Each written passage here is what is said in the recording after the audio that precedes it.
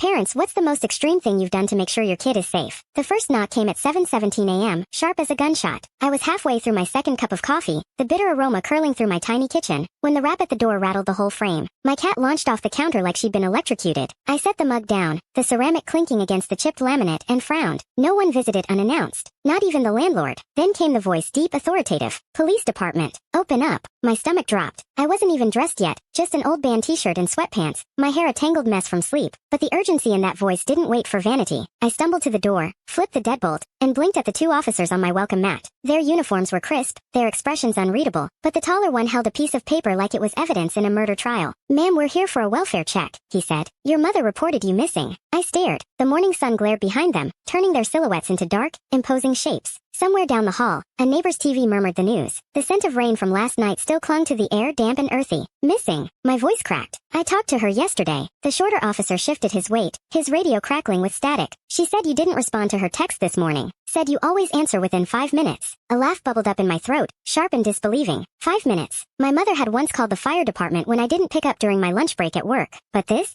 was new. I stepped back, letting them in. The apartment was small, just a studio, really the kind of place where you could see the bed from the stove. The officers scanned the room like they expected to find a body under the futon. The taller one's gaze landed on my phone. Face down on the coffee table, its screen dark. "See," I said, snatching it up. The lock screen showed 3 missed calls and a string of texts, all from her. "Where are you? Answer me. I'm calling the police." The last one was timestamped 6 minutes ago. The officers exchanged a glance. The shorter one sighed. "Ma'am, we get these calls a lot. Family gets worried." I nodded, but my hands were shaking. This wasn't the first welfare check. Not even the 5th. Last month, she'd shown up at my workplace, demanding to see me after I'd muted her calls during a meeting. Before that, she'd moved into an apartment 2 buildings down, just to be close. And when I'd asked her to stop, she'd laughed it off. "You're my only child. I just care." But this was different. This was the law at my door because I dared to sleep through a text. The taller officer handed me a card. "You might want to talk to her about boundaries." Boundaries. The word settled in my chest like a stone. I tried. I tried. I changed my phone settings, had the same conversation a dozen times. "Mom, I'm an adult. I need space." But every time she twisted into guilt. "You don't love me anymore. What if something happens to you?" That night, I sat at my kitchen table, the lamplight casting long shadows across the unpaid bills and half-empty takeout containers. My phone buzzed again. Her name flashed on the screen. I didn't pick up. Instead, I opened my laptop and started drafting an email to a lawyer. A week later, I served her with a restraining order. Not because I didn't love her, but because love shouldn't feel like a cage. The courtroom was cold, the judge's voice steady as she read the terms. No unannounced visits, no welfare checks, no calls after 9 p.m. My mother's face crumpled, but I didn't look away. Afterward, I bought a new lock for my door. The kind with a deadbolt and a chain, the kind that made me feel like I could breathe again. And when my phone buzzed that evening, I checked the screen, half expecting her name. But it was just my cat, knocking a pen off the table in the other room. Some lines shouldn't be crossed, not even for love.